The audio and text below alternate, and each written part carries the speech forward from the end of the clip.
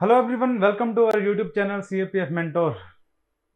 आज का जो सेशन है आपका काफ़ी ज़्यादा इंपॉर्टेंट सेशन रहने वाला है। ऑलरेडी हमारे चैनल पे बहुत सारी जो वीडियोस हैं आपको प्रीवियसली देखने को मिली होगी और कुछ टाइम से थोड़ा सा गैप जो है हमें इस चैनल पर वीडियोस में देखने को मिला है।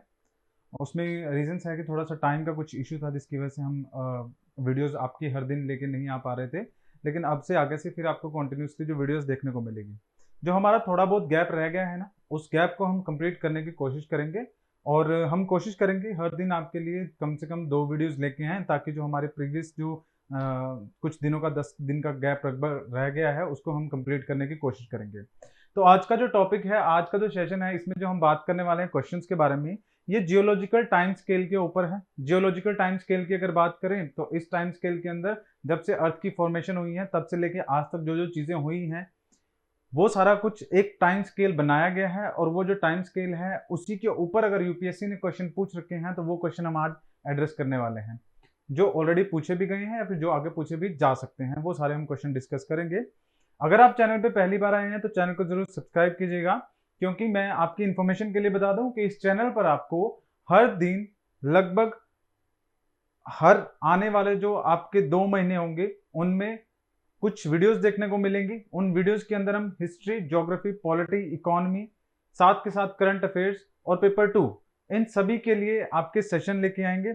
और उन सेशंस के अंदर हमारा टारगेट क्या है, as we have already speaked about it, कि हम 1000 प्लस क्वेश्चंस इस चैनल पे करवाने की कोशिश करेंगे। और हमारी कोशिश ये है कि वो जो 1000 प्लस क्वेश्चंस हैं उसमें से अगर आपको लगभग 20-30 क्वेश्चंस भी आ जाते हैं एग्जाम के अंदर तो वो भी बहुत ज़्यादा आपके लिए सफिशिएंट होंगे। ठीक है, वो आपके एग्जाम को क्रैक करने में हेल्प करेंगे। तो चलिए शुरुआत करते हैं हम आज सबसे पहले क्वेश्चन से देखते हैं। देखो, क्वेश्चन पे बढ़ने से पहले हम क्या डिस्कस करेंगे, यहाँ पर आपका एक जियोलॉजिकल टाइम स्केल की पिक्चर है वो उसको डिस्कस करने की कोशिश करेंगे। एक्चुअली में एक पिक्चर क्या रिप्रेजेंट करती है हमारी, देखो जो प्रीमिटिव अर्थ थी, प्रीमिटिव अर्थ का मतलब क्या है ना, हमने ज्योग्राफी के अंदर ये पढ़ा है कि जो अर्थ है वो स्टार्टिंग में आपका गैसियस फॉर्म में देखने को मिलती है। ठीक है, धीरे धीरे करके जब अर्थ कूल डाउन होना स्टार्ट होती है तो सेंटर ऑफ द अर्थ जो है कोर, वो सबसे ज्यादा गर्म होगा और उस कोर से बाहर की जितनी भी चीजें होंगी जो कि आज के टाइम पे मेंटल या फिर क्रस्ट देखने को मिल रही है वो ठंडी होगी, कंपैरेटिवली ठंडी होगी। इवन ठंडी तो आज भी नहीं है, जैसे मेंटल की बात करें तो उसका टेम्परेचर भी बहुत ज्यादा देखने को मिल रहा है। बट आउटर जो क्रस्ट है वो आपको ठंडी देखने को मिलती है और सॉलिड देखने को मिलती है। तो वो सॉलिड होनी क्यों स्टार्ट हुई, क्योंकि वो सेंटर का जो पार्ट था, कोर जो था, उससे दूर थी और उससे दूर होने की वजह से वो धीरे धीरे करके ठंडी हो जाती है, क्योंकि हीट लूज करती है ऑब्वियसली। तो वो जो स्टार्टिंग में आज के टाइम पे आप क्रस्ट को देखो तो बड़ी मोटी है। हम एवरेज क्रस्ट की अगर बात करें तो आपको 40, 50, 70 के किलोमीटर के अराउंड उसकी जो डेप्थ है देखने को मिल जाती है, बट हमेशा से वो इतनी ज्यादा थिक नहीं थी। प्रिमिटिव अर्थ जो मैंने टर्म यूज किया दैट एक्सप्लेन की स्टार्टिंग में बिल्कुल पतली सी लेयर जो है अर्थ के चारों तरफ जो है वो फॉर्म हुई और उसी को प्रिमिटिव अर्थ कहा जा रहा है, क्योंकि वही सबसे ऊपर की लेयर बनी जो सॉलिड बनी।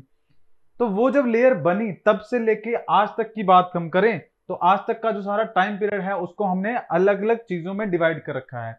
जैसे एक बड़ी क्लासिफिकेशन की मैं बात करूं, जो बड़ी क्लासिफिकेशन की बात करें तो वो क्या है आपका प्री कैम्ब्रियन जो टाइम पीरियड है, या फिर उसके बाद कैम्ब्रियन जो टाइम पीरियड है उसकी बात करें। प्री कैम्ब्रियन आपका वो वाला टाइम पीरियड है जिस टाइम पे अर्थ की सबसे ऊपर वाला जो स्ट्रक्चर है उसकी उसकी फॉर्मेशन हो रही थी, मतलब क्रस्ट की सबसे ऊपर वाली लेयर की फॉर्मेशन हो रही थी, उसको प्री कैम्ब्रियन कह दिया जाता है। और कैम्ब्रियन टाइम पीरियड वो आपका वो वाला टाइम पीरियड है जिस टाइम पे अर्थ में लाइफ की पॉसिबिलिटी जो है या फिर लाइफ धीरे धीरे करके पॉसिबल होनी स्टार्ट हुई थी। तो प्री कैम्ब्रियन की अगर बात करें तो ये टाइम पीरियड अगर मैं बात करूं ये तब से माना जाएगा जिस टाइम से हमारी अर्थ की फॉर्मेशन देखने को मिलती है, दैट इज दी 4.5 से लेके आपका 2.5 बिलियन के आसपास। हम जानते हैं हमारे सन का टाइम पीरियड यही है। ठीक है, उसके बाद हमारी अर्थ की जो डेट है वो एग्जैक्टली डेट तो नहीं है, बट यस इसके आसपास मान के देखें हम 2.5 बिलियन के आसपास, 3 बिलियन साल के आसपास। तो तब से हमारी अर्थ की जो फॉर्मेशन हमें देखने को मिलती है वही टाइम पीरियड आपका प्री कैम्ब्रियन टाइम पीरियड है। उस टाइम पे अर्थ में धीरे धीरे करके बाहर का जो स्ट्रक्चर है उसकी फॉर्मेशन होने स्टार्ट होती है और उसके बाद धीरे धीरे करके आपका कैम्ब्रियन टाइम पीरियड आता है। और कैम्ब्रियन टाइम पीरियड जो है उसकी अगर शुरुआत की बात करें तो ये लगभग 550 मिलियन साल के आसपास आपको देखने को मिल रही है। ध्यान दीजिएगा, यहाँ पे 550 मिलियन साल बोले जा रहे हैं और यहाँ पे बिलियन बोले जा रहे हैं। तो आप समझ सकते हैं प्री कैम्ब्रियन टाइम पीरियड और कैम्ब्रियन टाइम पीरियड के बीच में कितना डिफरेंस आपको देखने को मिलता है। अभी जो कैम्ब्रियन टाइम पीरियड है इसको अगेन फर्दर कई पार्ट्स में डिवाइड किया गया है।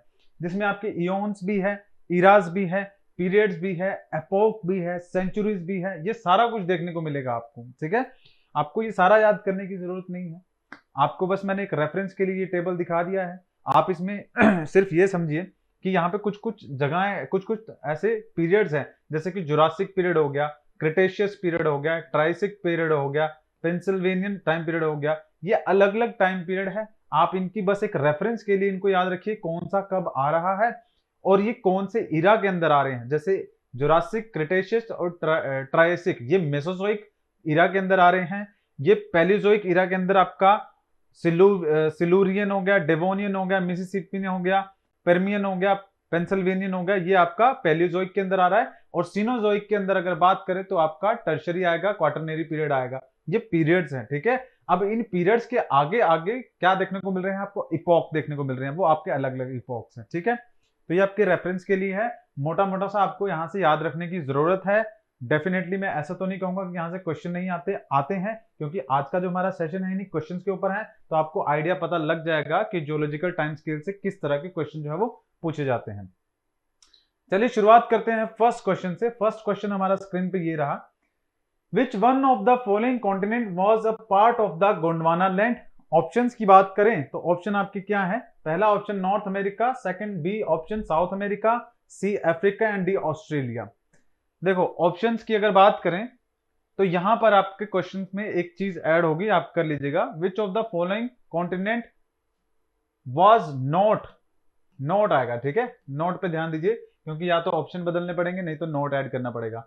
तो क्वेश्चन क्या बना हमारा, which one of the following continent was not a part of the Gondwana land. Option A की बात करें North America, B South America, C Africa and D Australia. अगर आप लोगों ने ज्योग्राफी की तैयारी कर ली है तो मैं आपको पता ही होगा कि हमारा जो एक अर्थ थी उस पे पहले सबसे पहले एक सुपर कॉन्टिनेंट था जिसका नाम क्या था, पेंजिया।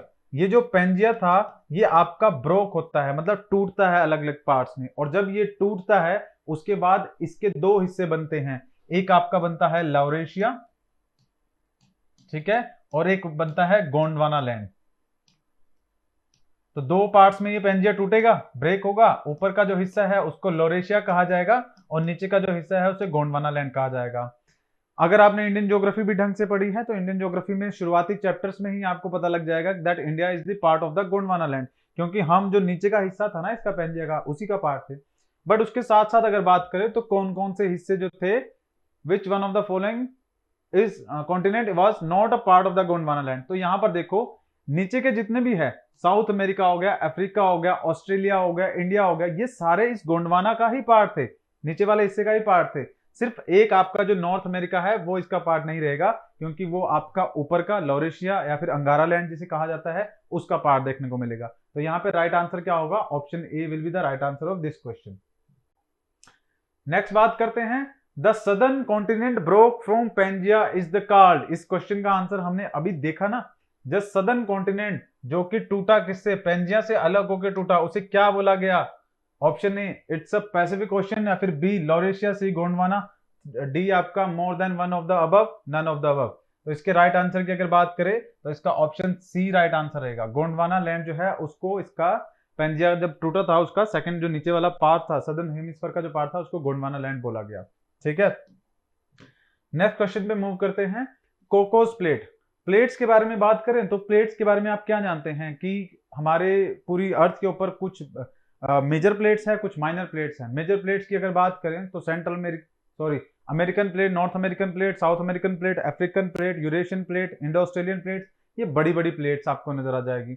छोटी प्लेट की बात करें तो उसमें कोको प्लेट है, नाजका प्लेट है, आपकी अरेबियन प्लेट होगी, ये सारी छोटी छोटी प्लेट्स हैं। ठीक, तो उसी में जो कोकोस प्लेट है ना उसके ऊपर क्वेश्चन पूछा गया है, ये प्लेट्स के ऊपर क्वेश्चन आते हैं। ठीक है, तो ध्यान रखिएगा, कोकोस जो मेजर प्लेट्स पे तो क्वेश्चन शायद ना ही पूछा जाए क्योंकि वो थोड़ा सा ज्यादा आसान क्वेश्चन हो जाएगा, बट यस माइनर प्लेट्स के ऊपर क्वेश्चन डेफिनेटली पूछ सकते हैं। तो ऑप्शन ए की बात करें central America and the Pacific plate, option B की बात करें South America and the Pacific plate, या सी की बात करें C Red Sea and the Persian Gulf, या फिर डी की बात करें Asiatic plate and the Pacific plate, या ई की बात करें नन ऑफ द अबव और मोर देन द अबव। ठीक है, तो इसमें अगर देखा जाए तो इसमें कोकोस जो प्लेट है ना एक्चुअली में कहां है, ये आपका नॉर्थ अमेरिका रहा, नॉर्थ अमेरिका ये वाला हिस्सा और यहाँ पे साउथ अमेरिका। तो नॉर्थ अमेरिका की प्लेट यहाँ पे और नीचे साउथ अमेरिका की प्लेट यहाँ पर, इसके बीच में जो सेंट्रल अमेरिका है ना, यहाँ पर आपकी ये प्लेट आपको नजर आ जाएगी, कोकोस प्लेट। तो एक्चुअली में कोकोस प्लेट किसके बीच में होगी? ये आपकी सेंट्रल अमेरिका के बीच में होगी और पैसिफिक के बीच में होगी, क्योंकि इस तरफ अगर आप देखेंगे तो ये सारा पैसिफिक ओशन है, ठीक है। तो यहीं पर आपको ये कोकोस प्लेट नजर आ रही है। तो it is between the central America, that is the central part of the, जहां पे आपका मैक्सिको वगैरह आपको देखने को मिलता है, और उसके साथ में जो आपका पैसिफिक ओशन है। तो ये इसका राइट आंसर क्या होगा? ऑप्शन ए, सेंट्रल अमेरिका और द पैसिफिक ओशन, उसके बीच में आपको कोकोस प्लेट जो है वो देखने को मिलेगी। नेक्स्ट क्वेश्चन के बारे में बात करते हैं।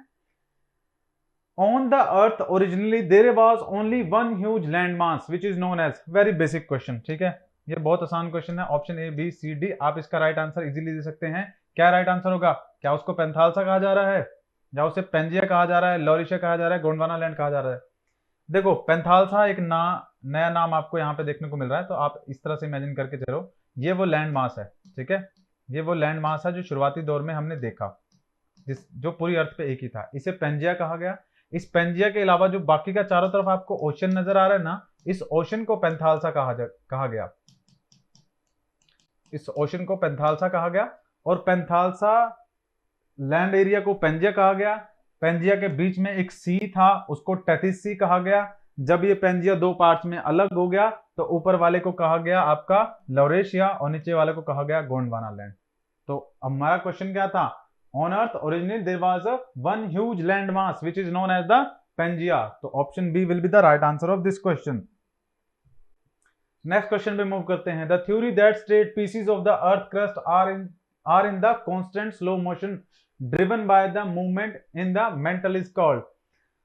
सवाल पे थोड़ा ज्यादा फोकस करेंगे। क्वेश्चन क्या कहता है कि the theory that states the pieces of the earth crust, that means we are talking about the plates, ठीक है, earth crust are in the constant slow movement driven by the movement in the mantle is called, कि वो movement क्या है जिसकी वजह से अर्थ की क्रस्ट की जो प्लेट्स हैं वो मूव कर रही हैं।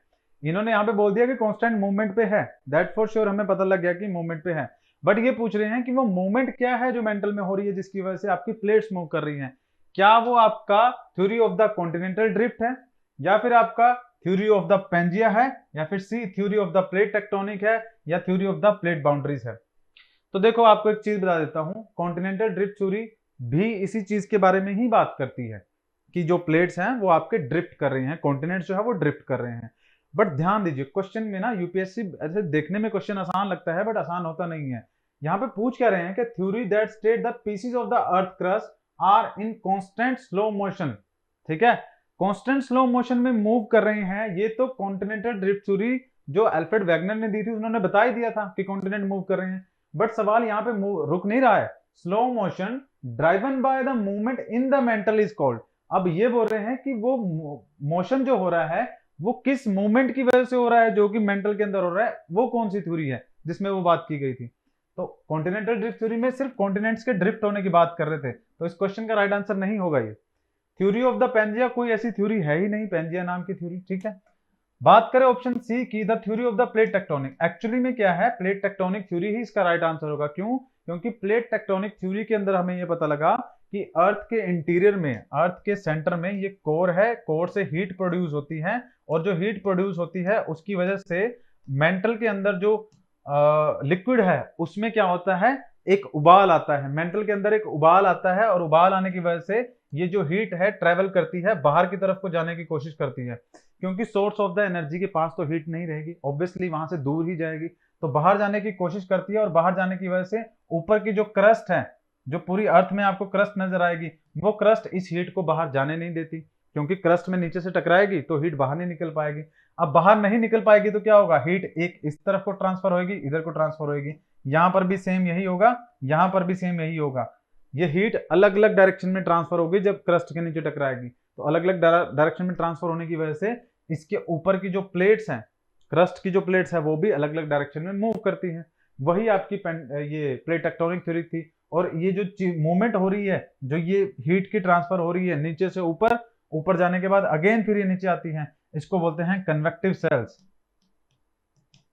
कन्वेक्टिव सेल्स, ठीक है। तो इन कन्वेक्टिव सेल्स की वजह से जो है प्लेट्स की मूवमेंट हो रही है, और ये बात की गई थी theory of the plate tectonic के अंदर। तो ऑप्शन सी जो होगा हमारा राइट आंसर होगा इस क्वेश्चन का। नेक्स्ट बात करते हैं the process that continuously adds new crust. वो प्रोसेस का नाम क्या है जो कॉन्टिन्यूअली न्यू क्रस्ट को ऐड करता है? तो दोबारा चलते हैं हम अपने प्लेट टेक्टोनिक थ्योरी के ऊपर। वो क्या कहती है? प्लेट टेक्टोनिक थ्योरी क्या कहती है कि ये कन्वेक्टिव सेल्स है। मान के चलिए ये जमीन है, ठीक है, ये जमीन है आपकी। इस जमीन में क्या होता है, यहां पर क्रैक आ जाता है, ये नीचे से हीट आ रही है, इस क्रैक से बाहर निकलने की कोशिश कर रही है। अगर तो यहां पर क्रैक नहीं होता तो क्या होता है, ये हीट जो नीचे से आ रही है वो क्रस्ट के नीचे टकराती और टकराने के बाद इस डायरेक्शन में और इस डायरेक्शन में मूव कर जाती। उसके बाद अगेन ये नीचे कोर में चली जाती, ठीक है, सिंपल चीज।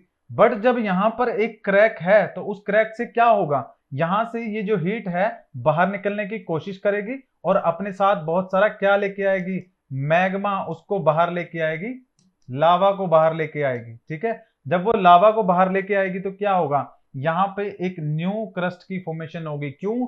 अंदर मेंटल के अंदर तो जो लिक्विड है वो है क्या है, तो वो एक्चुअली में पत्थर ही है, रॉक्स ही है, बट लिक्विड स्टेट में है। जैसे ही वो बाहर आएंगी तो बाहर तो उतना टेम्परेचर नहीं होगा जितना मेंटल के अंदर होगा, तो बाहर आने पे वो सारी जो मैग्मा होगा, लावा होगा, वो सॉलिडिफाई होगा, और जब सॉलिडिफाई होगा तो यहाँ पे नई जमीन की फॉर्मेशन होगी। अब देखो ये वाला जो कंसेप्ट मैंने आपको समझाया, जो चीज समझाई, इसी को आप ओशन में लेके जाओ।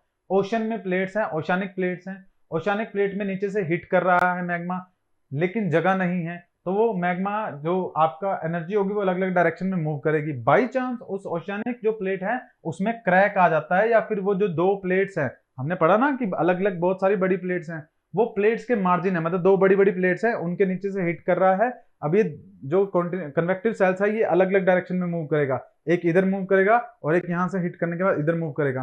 तो जिस डायरेक्शन में कन्वेक्टिव सेल्स जाएंगे उसी डायरेक्शन में ये प्लेट्स भी मूव करेगी, मतलब कि एक दूसरे से दूर हटेगी। जैसे जैसे एक दूसरे से दूर हटेगी नीचे से मैग्मा निकलेगा और बाहर आके सॉलिडिफाई होगा। तो यहाँ पे हम नोटिस क्या कर रहे हैं कि सी के नीचे, ओशन के नीचे की जो जमीन है वो अलग अलग डायरेक्शन में मूव हुई, नीचे से मैग्मा निकला, मैग्मा बाहर आके क्या होगा, सॉलिडिफाई होगा, सॉलिडिफाई होगा मतलब जमीन बनेगी। उसी जमीन को क्या बोलते हैं, sea floor spreading. It means कि सी का जो फ्लोर है वो स्प्रेड कर रहा है, एक्चुअली में स्प्रेड नहीं कर रहा है, नीचे से मैग्मा बाहर निकल के आ रहा है और वो सॉलिडिफाई हो रहा है, जिसकी वजह से सी का जो फ्लोर है वो बड़ा बड़ा बड़ा बड़ा साइज उसका ज्यादा होता जा रहा है, जो ऑलरेडी था उससे ज्यादा बड़ा होता जा रहा है। तो यहाँ पर क्या है, the process that continually at the new crust, वो क्या है, मैग्मा नीचे से निकल के आया, उसकी वजह से क्या हुआ, न्यू क्रस्ट ऐड हुई, क्योंकि मैग्मा बाहर आया तो सरफेस बनी ठंडी होके, तो वो सी फ्लोर स्प्रेडिंग रहेगा, सबडक्शन नहीं होगा, अर्थक्वेक नहीं होगा, कन्वेक्शन नहीं होगा। सी आंसर होगा, सी फ्लोर स्प्रेडिंग। नेक्स्ट बात करते हैं क्वेश्चन के बारे में, विच of the following process do not come under the diastrophism. इनमें से कौन सा ऐसा प्रोसेस है जो कि डायस्ट्रोफिज्म के अंदर नहीं आता है? Orogenic, heterogenic, earthquake, plate tectonics. देखो डायस्ट्रोफिज्म की अगर हम बात करें, ये आपका मूवमेंट है, ये प्रोसेस है जो कि अर्थ में चलता रहता है, ठीक है, कोई चीज का बनना बिगड़ना, वो आपका डायस्ट्रोफिज्म देखने को मिलेगा। जैसे ओरोजेनिक, ओरोजेनिक का मतलब क्या है, ओरोजेनिक शब्द होता है माउंटेन से रिलेटेड, तो माउंटेन बिल्डिंग में आपको ये शब्द देखने को मिलेगा ओरोजेनिक की अगर हम बात करें। उसके अलावा बात करें आपका अर्थक्वेक, तो अर्थक्वेक क्या है, प्लेट्स की मूवमेंट है या फिर sudden release of the energy है, उसकी वजह से अर्थक्वेक आ रहा है। प्लेट टेक्टोनिक्स देखें तो वो भी प्लेट्स की मूवमेंट है। ऑप्शन जो बी है ना वो इसका राइट आंसर है क्वेश्चन का। हेट्रोजेनिक जो शब्द है ना उसका यहाँ पे कोई रिलेवेंस नहीं है एक्चुअली में। हेट्रोजेनिक का मतलब होता है कि कोई भी चीज जो मल्टीपल चीजों से बनी है, जैसे होमोजेनस होता है ना, होमोजेनस मतलब एक सिंगल चीज से बना या फिर एक सिंगल चीज का मिक्सचर। हेट्रोजेनिक मतलब मल्टीपल अलग अलग चीजों से बना हुआ, तो ये वर्ड यहाँ पे सही नहीं है, यही इस क्वेश्चन का राइट आंसर होगा, क्योंकि हमारा क्वेश्चन कहता है do not come under the diastrophism, तो हेट्रोजेनिक नहीं आता है। नेक्स्ट क्वेश्चन की बात करते हैं, the process that continually at the new crust, ये हमारा हो गया क्वेश्चन।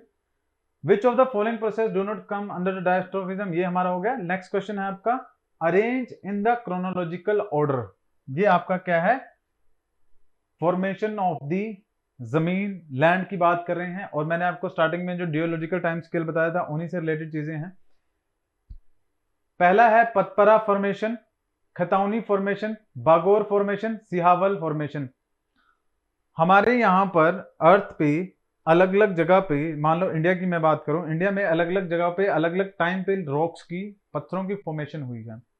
तो वो किस टाइम पर फॉर्मेशन हुई है उसके हिसाब से उन जगहों के जो नाम है आपको देखने को मिलेगा। जैसे यहाँ पर आप देखो, तो इस क्वेश्चन में इनको क्रोनोलॉजिकल ऑर्डर में अरेंज करना है कि सबसे पहले से सबसे बाद में। तो ये क्वेश्चन वैसे तो आसान है थोड़ा, अगर आप ध्यान देंगे तो इसमें ऑप्शन जो होगा वो राइट क्या होगा, सिहावल फॉर्मेशन पहले आएगा, वो सबसे पहले होगी, उसके बाद भागोर फॉर्मेशन, फिर खतौनी फॉर्मेशन, फिर पतपरा फॉर्मेशन। तो इसका राइट आंसर होगा 4 3 2 1, option D will be the right answer of this question. ठीक, नेक्स्ट क्वेश्चन की बात करते हैं। Consider the following events. ये इवेंट्स यहाँ पे क्या बात कर रहे हैं कि हमारी earth, arrange the above events in the chronological order of their origin on the earth and select the correct answer. कि origin in earth, on the earth कैसे हुआ उनका, उसको क्रोनोलॉजिकल अरेंज करना है। तो देखो यहाँ पे अगर बात करें, सबसे पहले हमें क्या देखने को मिलेगा, शेल्ड एनिमल्स देखने को मिलेंगे, तो ये पहला हो जाएगा। उसके बाद अगर बात करें इंसेक्ट्स, आपका दूसरे पे आ जाएगा, तीसरे पे आपका रेप्टाइल आ जाएगा, और चौथे पे आपका मैमल्स आ जाएगा, क्योंकि मैमल सबसे लास्ट में हमें देखने को मिल रहे हैं। तो इसका आंसर क्या होगा, 3 2 1 4, 3 2 1 4, option C will be the right answer of this question. पहले कौन सा आया, बाद में कौन सा आया, उसके हिसाब से इसको क्रोनोलॉजिकल वे में आपको ऐड करना था। नेक्स्ट क्वेश्चन की बात करें, राजस्थान डेजर्ट और Thar desert is the expanse of which of the following. मतलब कि थार डेजर्ट और ये आपका जो राजस्थान वाला डेजर्ट है उसकी फॉर्मेशन के बारे में बात कर रहे हैं। तो देखो, ऑप्शन ए पैलियोसीन, उसके बाद ऑप्शन बी है पैलोसीन, सी है पैलियोस्टेसीन एंड रिसेंट डिपॉजिट, या फिर डी है ओलिगोसीन। ये जो सीन है ना, ये आपने स्टार्टिंग में वो जो जियोलॉजिकल टाइम स्केल देखा था उस पे आपने देखा था। तो इस क्वेश्चन की अगर बात करें, राजस्थान का थार डेजर्ट ना, आप एक चीज ध्यान रखिएगा, राजस्थान का Thar desert, Aravalli mountain range यहां से जा रही है, इस तरह आपका थार डेजर्ट देखने को मिलता है। राजस्थान के थार डेजर्ट की खास बात क्या है, आज के टाइम पे वो डेजर्ट नजर आ रहा है, बट प्रीवियसली अगर देखा जाए वो सबमर्ज था। सबमर्ज था किस चीज के अंदर, ओशन के अंदर। ठीक है, तो वहां पे जो डिपोजिशन भी नजर आएगी वो कौन सी नजर आएगी, ओशियनिक डिपोजिशन नजर आएगी। आज वहां पे पानी नहीं है, बट किसी टाइम पे वहां पे पहले बहुत पानी हुआ करता था। तो वो जो फॉर्मेशन है ना थार डेजर्ट की, वो क्या है, रिसेंट डिपॉजिट्स है। ठीक है, Pleistocene and recent deposits, option C जो है इसका राइट आंसर होगा क्वेश्चन का। नेक्स्ट बात करते हैं, in which belt the volcanic eruption is maximum.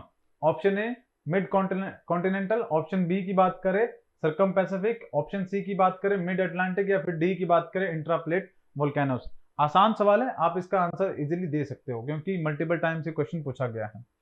तो देखो, कौन सी वो बेल्ट है जहां पे वोल्केनिक इरप्शन सबसे ज्यादा देखने को मिलती है। क्या वो आपका मिड कॉन्टिनेंट होता है, हम जानते हैं मिड कॉन्टिनेंट में देखने को नहीं मिलेगा। क्या वो आपका मिड अटलांटिक है, वहां पे भी नहीं देखने को मिलेगा। इंट्राप्लेट वोल्केनो, वो भी नहीं देखने को मिलेगी। ये है आपका सर्कम पैसिफिक बेल्ट। हमने पढ़ा है ना रिंग ऑफ फायर के बारे में, रिंग ऑफ फायर में जब हमने जगह का जिक्र किया था वो कौन सी जगह थी, एक्चुअली में जगह क्या थी, पैसिफिक ओशन ही था। पैसिफिक ओशन का जितना भी बाउंड्री एरिया है वो सारा कुछ इसी के अंदर आता है। तो पैसिफिक रिंग ऑफ फायर या फिर सर्कम पैसिफिक, उसे दोनों चीजें कहते हैं। तो वो आपका एक्चुअली में राइट आंसर होगा जहां पे मैक्सिमम वोल्केनिक इरप्शन देखने को मिलती है। नेक्स्ट है, which of the following is the world largest volcano erupted for the first time in 38 years.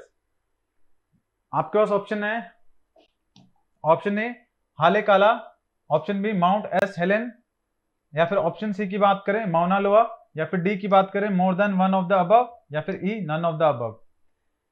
देखो यहां पे जो राइट आंसर है वो कौन सा है, ऑप्शन सी इसका राइट आंसर रहेगा। रिसेंटली माउना लोआ में 2022 के अंदर 2022 में इरप्शन देखने को मिली है, और ये माउना लोआ जो it is the part of the Hawaiian islands. ठीक है, हवाईयन आइलैंड्स है, आपने पैसिफिक में देखा होगा, तो हवाईयन आइलैंड्स का ही पार्ट माउना लोआ आपको देखने को मिलेगा आइलैंड।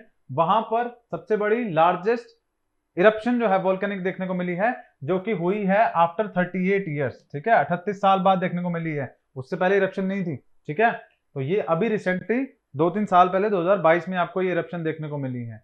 ठीक है, तो ऑप्शन सी इसका राइट आंसर देखने को मिलेगा। नेक्स्ट बात करें, the Arctic region and the Antarctic continents are situated near. आसान सवाल है कि अंटार्कटिक एंड आर्कटिक रीजन कहां पे सिचुएट करते हैं? Amazon basin, Sahara desert, north and south poles, more than one of the above, none of the above. तो इसका राइट आंसर है, इजीली आपको पता होगा, ऑप्शन सी इसका राइट आंसर होगा। नॉर्थ पोल और साउथ पोल ही तो है जो आपके आर्कटिक और अंटार्कटिक की फॉर्मेशन करते हैं ना। तो आसान सवाल था, इसमें कोई डिफिकल्ट ज्यादा देखने को नहीं मिलता है। तो ये सारे आज के क्वेश्चन थे जो आज हमने डिस्कस किए आज के सेशन में। मेरे ख्याल से आपको क्वेश्चन जो है वो समझ में आए होंगे और एक आइडिया लग गया होगा कि जियोलॉजिकल टाइम स्केल हो गया, वोल्केनो हो गया, प्लेट्स की बात करें वहां से किस तरह के क्वेश्चन जो है वो पूछे जाते हैं।